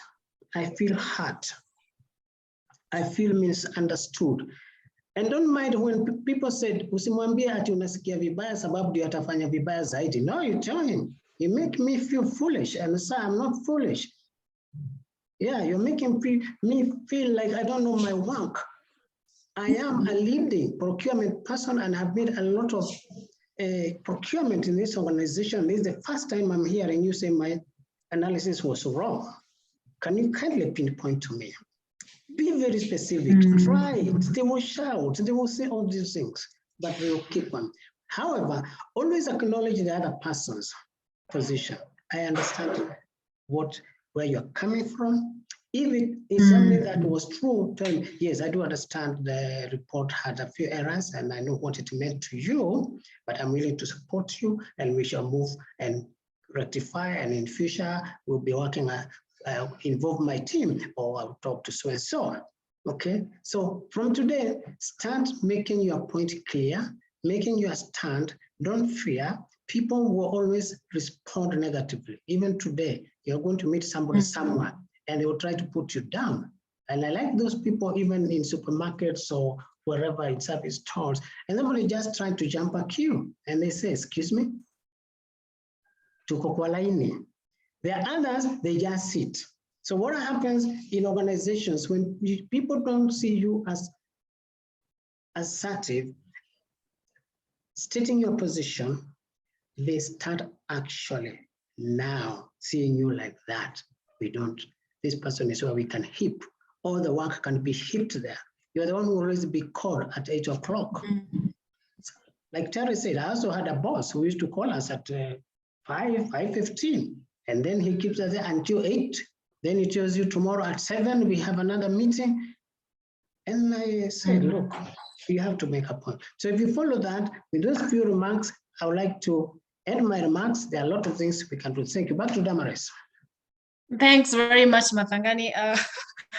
I love that. I think we should have a session on assertiveness, because it's really a critical thing for all of us to learn and master. It really helps us to thrive in different ways, even out of work, on how to handle these things. They look a little bit simple, but they are very powerful, very profound. Thanks for sneaking in such nuggets in there. I hope the participants have been able to scribble something, because I find that profound as well. And thank you very much. Very good point to take note. Thanks very much, Elizabeth, for noting that as well. I hope the rest have. At this point, I want to ensure that you put your email, so you can gather the question there and the answers probably after in your email. So put your make sure email, you put it on your chat, Zoom chat. And I wanted to ask you, because I'm heading to closing this webinar that has stretched for over an hour, and I'm actually impressed. This class has not left. We still at the same number, although I know a couple of people have joined late who have missed a lot. We'll send you probably Sitoku Mathangani to share the link if he does agree on that. But thanks very much. Put your email there, and I like to know, for the last 1 hour, if you learned just one thing, what would that be in dealing with toxic work environments? If you just learned one thing, I know there are so many lessons by going by the chart as well. So what is that thing that you learned? Just what is it that great thing that you've learned or picked from this webinar? Let me know through the chat, Zoom chat. Let me know. We were all learning fantastic. Thanks, Paul Okwemba. He's such a, we should bring you here as a panelist so you can listen much of your nuggets as well, most likely in the next coming webinars as we organize. And Terry, where are you, Terry? I'm moving to closing this. I want Terry probably give you a parting shot, and I come to Mathangani. Then if you need to put your lesson, I'm looking for the lessons. Paul Okwemba there, Elizabeth, I put something there. The rest can proceed. I'll come back to that. But Terry, with your parting shot. Thank you, Damaris. It was, we say when you're talking people, you also learn. I've actually learned a lot through this kind of conversation. And what I'm liking most is just the last words of coach, being bold, being assertive, and knowing what. I would say sometimes that boldness may not work very, very well for you. I remember sometimes one of my managers called a meeting only to talk about Terry and how Terry is making a lot of noise on behalf of the employees. But after the meeting, I had to go back to that actually GM to tell him that I'm not happy about what you said and what you formed the meeting to be about Terry. If you had something to talk about, you would have called me and tell me, not to call a whole meeting to discuss Terry in a meeting. But then that's how my contract was terminated, unfortunately. The cost of your board decision. Yes, the cost of my board decision. But honestly, I don't regret it. And I still do it wherever I am able to, because it is not, it is what Mathangani is saying, that it's being bold and being about, be happy about it. You better get that negative feedback out of your boldness than keeping quiet. They say the problem not talked is not solved. Okay, what do they say, Damaris? You don't talk about a problem that you're having, it will never be solved. Yeah. Nobody knows when you talk about it, it's unhappy. solved. Yeah. But I like that bit about being bold, being assertive in what you want and how you want it done, especially when you're in this kind of environment. Thank you so much. I am so happy. I'm so skills. Yeah, it's a zimeingia pleasure. kibao. It's a pleasure Yeah, to have thank you. you. It's a pleasure Thank to have you. you on board. Thanks for the contribution. Very insightful discussion you brought on board, Terry. We look forward to have you more often in the future sessions. So we hope you'll have time I will. for I'll create it. discussing this. Thanks very much. I think Helen Nganga, you wanted to say something before I forget your hand. Helen Nganga. I don't know it's Nganga or it's Nganga. You forgive me for the pronunciation. Helen.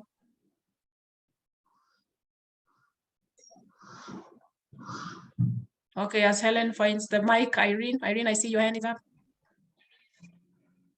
Irene, are you there? Was that hand is up by mistake? Yes. Yes, Helen, I called you. You can unmute your mic. I see you put another hand up.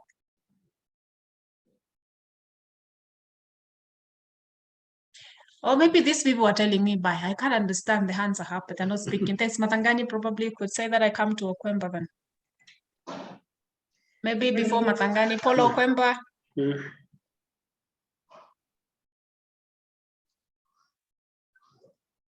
Parting shot. Oh, yes. Welcome. I think such a good and informative forum. I really want to appreciate what Mr. Madangani has elucidated at the end in terms of how to deal with assertiveness. Yes. I think if you're not assertive, then everything else crumbles. If you are in an environment where there is competition for ideas and personalities. So you need to arm yourself with the right skills of assertiveness, speak out. And the other thing also which I wanted to add to that is because many of us have management responsibilities, then we need to blend our styles of management and align them to the prevailing situations. We are reminded that there's no style that is wrong. It only matters at what point you are applying that style. So apart from being assertive, then we need to be emotionally also very, very sensitive so that we can pick out things at the right time and speak about them before they spiral into toxic elements in the organization. Asante. Absolutely. Thanks very much, Paul. Thanks. I think it was great having you on board for great contributions you've brought there. Yeah, it's very true. We need to be very contextual and situational. So we'll employ a lot of management and leadership that has situational analysis. Thanks for your parting shot. Great to have you. Lillian Maruhi, is that hand is up? Please unmute very fast and tell us what you want to say. Sorry, I think it's on you. I just wanted, I didn't hear the question, the answer to how to deal with the toxic boss. Maybe you can just mention one word or two just to. How to deal with the toxic boss? Yes. Yes. Oh, okay. I hope now you're listening because Matangani will say one or two words and as he gives it the parting shot. Matangani. Okay, thank you. One, something we just all need to acknowledge, as was saluted and said, is that we always meet difficult and difficult people. So sometimes you have to make choices to actually confront the toxic boss. So how do you deal with it? It's what I said. Step up. Tell the person exactly what the problem is. Maybe they shout at you, they overload work to you, they show disrespect. Tell them exactly. Then tell them exactly what I said. What do you want to see happen? I want this to stop. Now let us acknowledge, like we said, there are people whom you may not be able to change at your level, at your position. So don't overemphasize some of these things. Like if you're working in this toxic workplace where the boss themselves are toxic, now, unless you're at their level, we always say you can try either at your level to find ways, but I'm sure you have tried all ways. I don't know how many of you listened to a clip that was doing the rounds about a senior manager who was actually promoting their staff. Yes.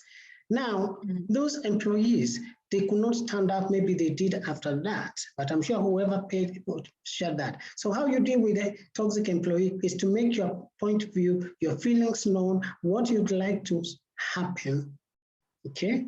And as I said, you cannot empathize. You continuously accuse me of this. You continuously use words which are demeaning, okay?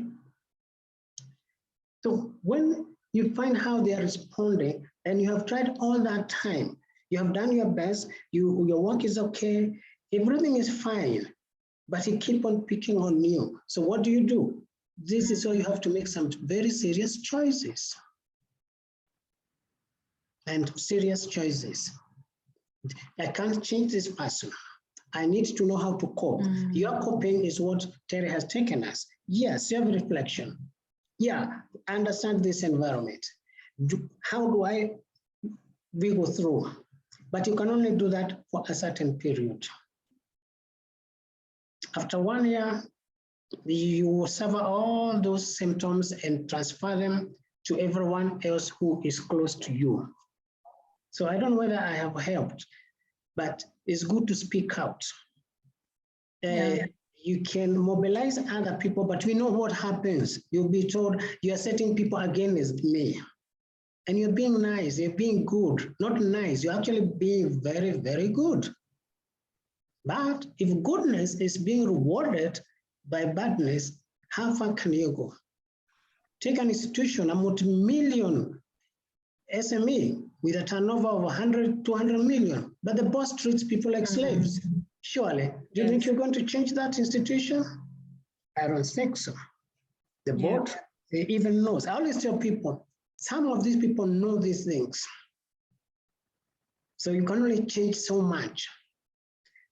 But we know times are hard. So start planning your exit B. In fact, some of us have been turned into monsters because we worked where monsters were. Just check. Supervisor comes, they looked very good. The next time, they start shouting you, calling you kichwa hii, nyinyi hamjui mnafanya nini, mnataka kutuangusha. And the culture continues. I've gone to a place once in my life, and I said, what? I don't want to become like this, because you start becoming like them. So again, it's self-reflection. So I think there's a lot of reflection. There's that saying, God help me what I can change and what I can't change and all that. Yeah, it's true. Yeah, you can't fight this multi-million guy who owns apartments, who owns an aircraft, who owns a factory. No, it's in them, some of it. So it takes almost another leader to come and change the perspective. So thank you. Yeah, and so with that, also, just know that help is available. So the first thing is for you to sit with that. And this is where we are here. We have coaches, we have counselors. Reach out and say, I have a situation and this is it. I'm getting into this meeting and I have a headache. Just call me 30 minutes before that meeting. Probably we will just have a nice chat. And when you go there, you just be looking as the boss is talking, attacking everyone in the meeting, but don't take a team. So the last person should never carry so many burdens. The minute you start feeling you're carrying the burdens of a workplace, it's time to quit. If you're not the head of the party, if you are the head of the party who is being harassed, if you are the operator being harassed, start making your plan. And I can assure you within 1 year, something will come up. Just believe in yourself. Thank you. Thank you, Mathangani. Thanks, awesome. I think you've ended it very well on a very high note by rephrasing that. I want to mention for the people who joined this this webinar, you are very lucky because talking about resilience, we've got a good offer of a book that